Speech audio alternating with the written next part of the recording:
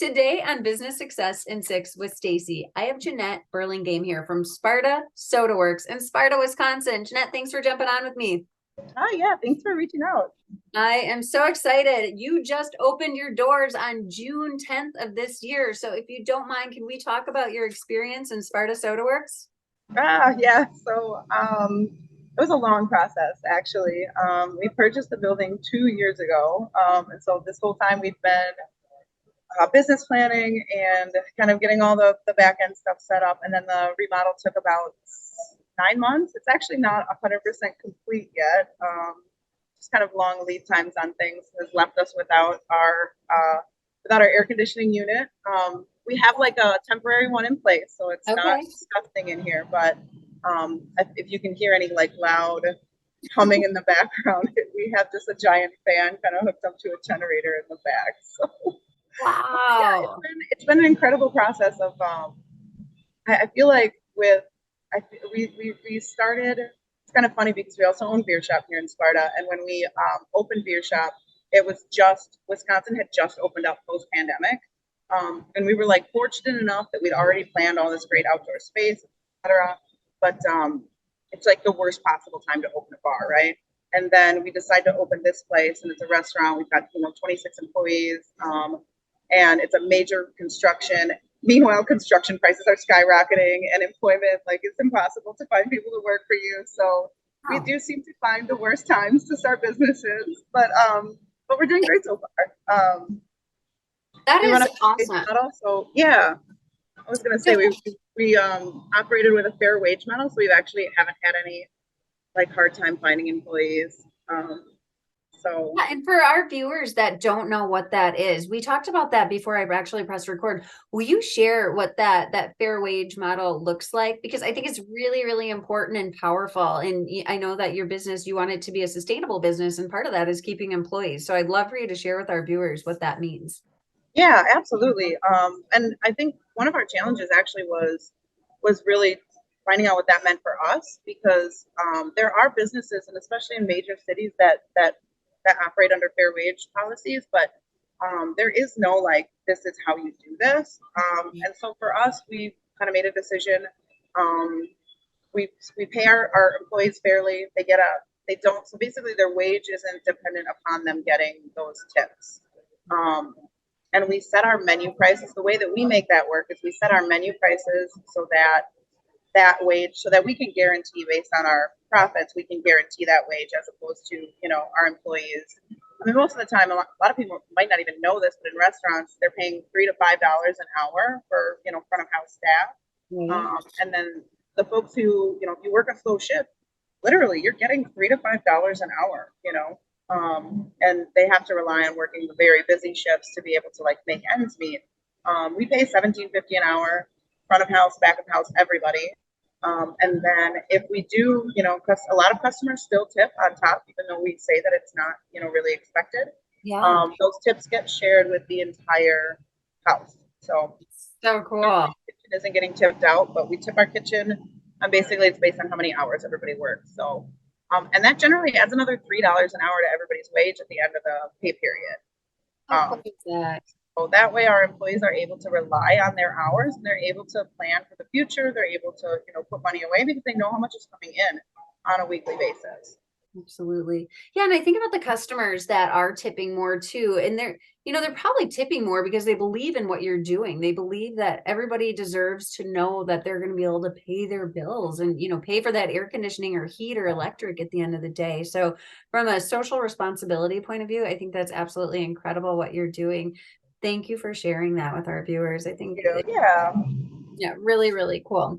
So that's a huge way that you impact the community. But what are there any other ways that you impact the community that you'd like to share today? Honestly, I guess I never realized what an impact that we were having in this way, but we are one of the few business, small town Sparta. We're one of the few businesses that, during the month of June, and I left mine up now, but like we fly a pride flag. We're a different kind of business. A lot of businesses here in town are kind of same, same operations, same, different day, same story kind of thing. And we are very committed to creating an environment where people feel welcome. And I didn't realize it until I chose to hang a pride flag, how much pushback I was going to get about it. But then also a lot of positive feedback from people telling me that it really meant something to them, that it really like showed them. It's just that they don't have a lot of places in town where they feel comfortable going, and that it really did mean a lot to them to see that hanging in the window. And so, like I said, it kind of surprised me the kind of feedback that we got from people that were being impacted by it. But yeah, it's huge, and truly everybody deserves to feel safe and respected and honored. And I think when you hang up something like that, you really do learn about who people are and who you are impacting. And I love that you shared that. Thank you for doing that. absolutely. Like I said, it surprised me.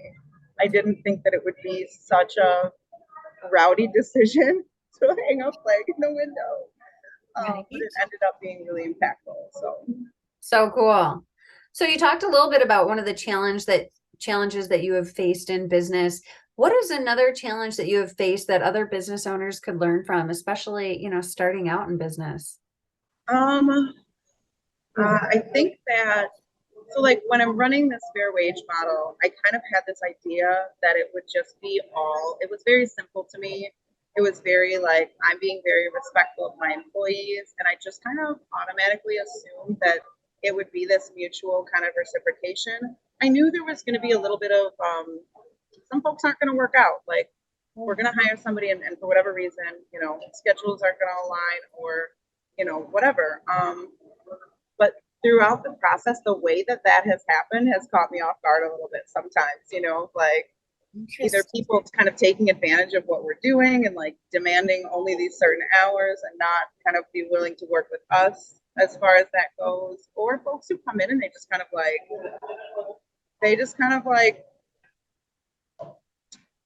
relax through their day basically. And I'm like, no, that's not how it works.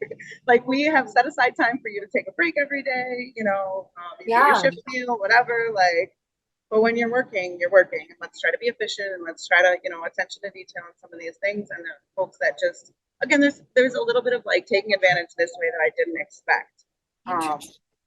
But I think it's still totally worth first of all, it wasn't nearly what you would expect.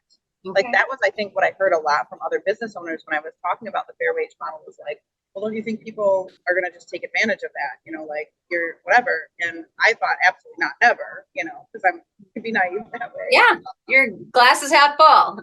Right. I think what other people that I've spoken to could learn from it is that it's maybe, 2% of the employees that I felt like it's such a low number. Sure. And the number of people that in a traditional setting, I may not have chosen to hire if I wasn't being very conscious about trying to like set aside biases and things like that. And then those employees end up being amazing employees, that I never would have given a chance to otherwise. Sure. Interesting. So in some ways, you get this small percentage of people that have this like mentality of entitlement, but overall you're helping the entire good. And I feel like a lot of times, eventually in a good culture, some of those people that aren't working as hard or really don't care, they get weeded out when you have a positive culture and see what other people are doing. Right. And so just keep up with that. Our coaches talk about a lot too. Like, not everybody is going to fit. Right. And that's okay. Like, sometimes we just have to say, yeah, this isn't working out. And, we talk about hiring slow and firing quick when it's time for someone to go, so they don't create that negative toxic culture. Just say goodbye. Right. So next question, Jeanette, what does the future look like to Sparta Soda Works? And do you have an exit plan? Like, what are your plans for the future? Honestly, I don't. I mean, we're just getting started. We're, as far as business owners go, we're relatively young. So I mean, exit plan, yes, but we're not really like looking at that right now. We're enjoying doing what we're doing and being where we are. With Sparta Soda Works, we've still got additional remodeling planned. We want to create another outdoor like basically Four Seasons space outdoors in the Wow. back area. Kind of envisioning like a pizza oven and throwing like high-end pizza parties, like birthday parties kind of situation back there. We still haven't started our bitters line, which is something that is kind of key to this whole process. So yeah, we've got kind of a lot of things we still want to do to make this space what we had dreamt it would be. And then I do have, I mean, we've got 3 kids. One of our children is very interested in cooking and restaurants and things like that. And so, you know, who knows? Like maybe they How- take it over, or maybe when if we get to the point where we get tired, you know, I would imagine selling it to an employee seems like the most sustainable and you know what I mean, like the way Yep. to make the business can kind of continue on and it's the spirit of what we created. I love that. So yeah. Well, and right at the beginning, you said you're just enjoying it. And that's key right there. You're enjoying what you're doing, you know, that's being passed down, whether it's to your children, to your employees, that's beautiful. So keep enjoying it and growing. Yeah, yeah. So my final question for you is all subjects open. What inspires you most? Hmm. That's a tough one. Um, Honestly, I think that like here in Sparta, there's a really incredible community of people who see the potential and see they want to create beautiful spaces. They want to create welcoming spaces. They kind of see the potential of what Sparta can be. We have a lot of natural resources around us, and the only thing that's really missing at this point is just some of those, you know, some of those unnatural resources. You know, we just have a ramen shop that just opened up here in town. We have a sushi shop now. We've got Sparta Soda Works here. Like just all the people in town that kind of recognize the potential of the area. And Yes. we have bridge builders that just go around and like create these beautiful bridges. And they're just creating these beautiful parkways through town. So like all of that is inspiration for me to kind of continue like being a part of like creating these spaces. Oh my gosh, so inspiring, such a beautiful part of our state. And thank you so much for what you're doing, offering great food and beverages. Now, if somebody wants to get in touch with you, learn more about Sparta Soda Works or your other bar that you have, what's the best way for them to connect? Yeah, I would say our website, we're working on updating our website right now, spartasodaworks.com. And then you can email the works at spartasodaworks.com for like a direct connection. Otherwise, we're on Facebook, we're on Instagram. So any of those places would be great if you just kind of want, you know, see delicious pictures of foods and things like that. Sounds great. I absolutely love it. I love that you're also using different local ingredients and just really supporting your local community, both the customers and your team. I love it. Jeanette, congratulations on opening this second great business of yours. And Thank I hope you. it's growing. Absolutely. Absolutely. Thank you so much for your time today. Yeah, thank you for your time. It's great Absolutely. talking to Bye. you. You too. Bye.